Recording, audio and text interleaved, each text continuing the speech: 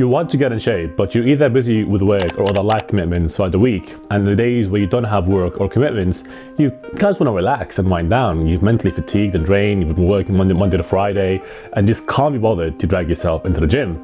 And I get that. I've been there myself back when I was living back in Newcastle, working 9 to 5 at a company called Home Group. And honestly, it can be quite tough because if you work 9 to 5, it's 8 hours there working, plus an hour lunch break, plus 8 hours sleeping, plus an hour traveling, an hour cleaning, cooking, etc. And once you pile everything up, you have 2-3 hours in the day. And the reason why I'm putting that out is because I've had this quote a while ago that, a workout's only 1 hour of your day and you have 24 of those. Well, in reality, that's a mathematical fallacy right there, because yes, it's 1 hour, but once you do the math that is mentioned, you have 3 hours left? Plus, you don't take in the time it takes to travel to the gym, get changed, and drive back home as well. So by the end of it, you usually have no time on that day.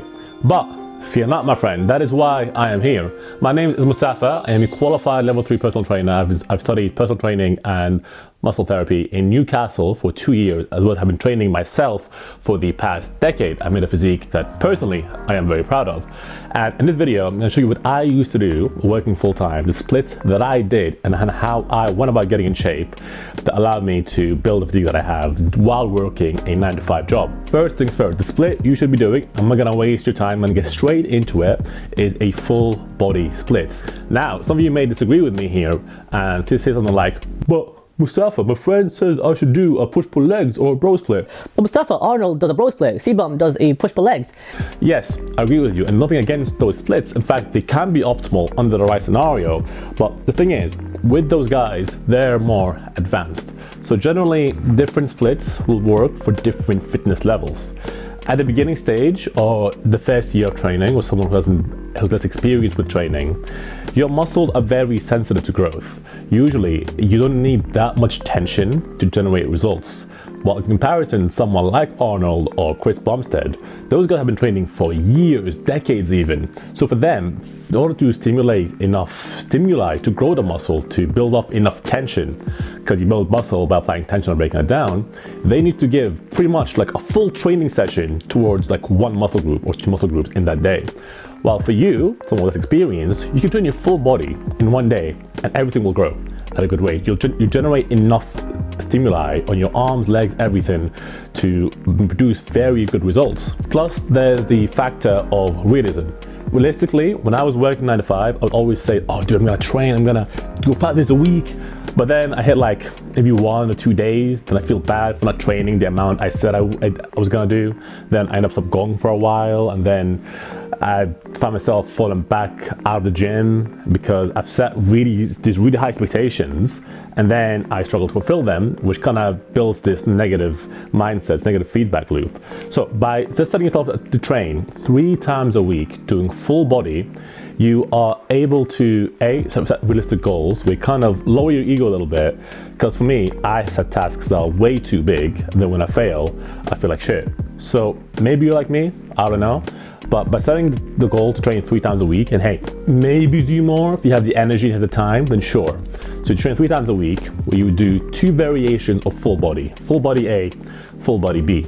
And the beauty of this as well, because you're only doing 2 variations of the same split, just those 2 days on repeat, 3 days a week, what happens is that you are spending so much less time learning than you would with any other workout split.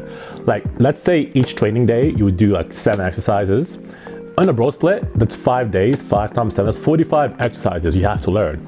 Push-pull legs, similar thing. While with full body, let's say each day you're doing 7 exercises, and there's 2 variations, 14 exercises you have to learn. And that's fine, that's perfect, because you spend time training and less time trying to learn this new stuff. Because when you pick up anything new, whether be it a new hobby, a new skill, trying to learn a language, trying to get in shape, there's always that learning curve you have to go through before you make any real progress. And with full body, I'm trying to minimize that as much as possible, where you just purely focus on building results, and that time spent learning is now cut by 60%. And now, if you are sold on full body, this is the split I recommend. I'll put it on screen right now. Editing magic. So This is the split that I would give to most of my clients when they first start out, with maybe a few variations here and there. I'll walk you through it quickly. So you start off with a paired set. Paired sets, as you know, are different than supersets. A superset is when you do 2 exercises back to back with like minimal rest, while a paired set, you would do 2 exercises with a full-on rest period in between, like a 1 to 3 minute, depending on the exercise. And you start off with, let me get my work phone. So in full body A, I will start off with a barbell squat paired at a paired set with your lat pull down.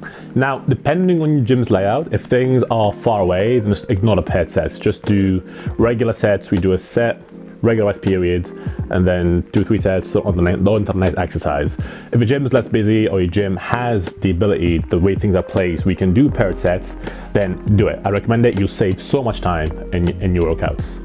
So it'll be back squats with a paired set of lat pull downs close grip. Reason being, without getting too sciencey, the close grip is what builds width, gives you that V taper.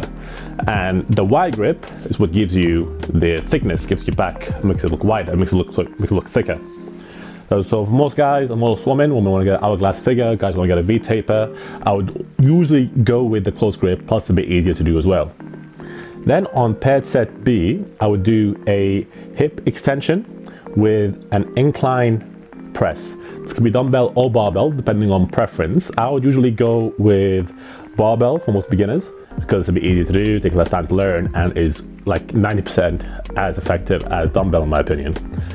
And then other ones would be a dumbbell shoulder press, incline cable fly, and incline bicep curls. This would be a circuit where you would do them back to back with a 1 minute rest in between each one.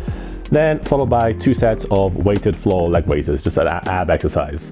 All that with the paired set variations, being able to put things together, and with that lets you train your full body. So the first 2 paired sets, A and B, that's your full body fully taken care of, while the C variations is the specialized parts you want to grow. So this plan is male focused, just so you're aware. So that's why I focus more on chest and arms. And then 1 ab exercise.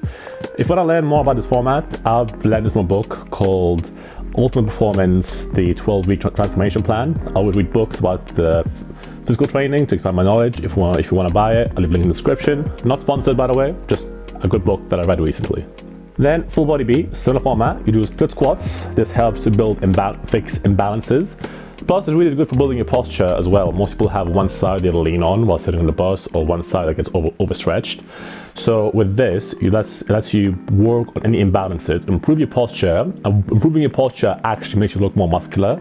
Because think about it, if my posture is fixed, my chest comes up, my arms get a bit wide a little bit, by default, you look more jacked, which is an extra benefit. So you split squats as a paired set with close grip cable rows. Then the second paired set, same as before, is a seated leg curl and a flat bench press. So you have a flat bench press, seated leg curl. Again, if your gym has these machines or equipment spaced far away, just do regular straight sets. And then, as for the specialized stuff, you have chest support lateral raises. You have overhead triceps press, so last week we did a bicep movement, now it's a tricep movement for your arms. And then you have a chest fly. These can be a circuit, or you can do them as straight sets, up to you. Then lastly, 2 sets of reverse crunches to target your abs, prioritizing the lower abs, because that part tends to be underdeveloped because it is less used. And with this, I would train 3 times a week, where 1 week you would do full body A, B, A, the next week is B, A, B, cycle, and repeat. And if you do this for 16 weeks, I know most people say 12 weeks, and 12 weeks, admittedly, you can't get good results within that time if you lock in. But I find setting a longer time frame and working consistently throughout that time frame not only lets you build the habit, it also gives in a bit room for error, because realistically, we're not as disciplined, or our willpower isn't as high as we think it is. We're gonna have days where you skip the gym. And the beauty of this plan as well, let's say you just skip 1 day, we end up training 2 days a week instead of 3. Those 2 days you train, you've already hit your full body. Unlike a bro split or push-pull legs where you've skipped 1 day, you've kind of cooked. Like there's one part of your body that didn't get trained that week. But now every part is getting trained at least twice a week. as well as with enough stimuli to grow, and given a bit of room for error as well. If you skip one, cool, everything is still growing and still getting targeted, as well as done in a sustainable way with the most minimal learning curve I can give you. Now, if you have any questions about this or about training in general, feel free to put it down in the comments down below. I have, like I said, a decade of experience. You can get free advice, then get it anywhere else. So feel free to ask any questions in the comment description. So feel free to ask any questions down in the comments. If you find the video helpful, please like and subscribe. Doesn't cost you a thing, but it really helps me out. And I shall see you in the next video. Goodbye.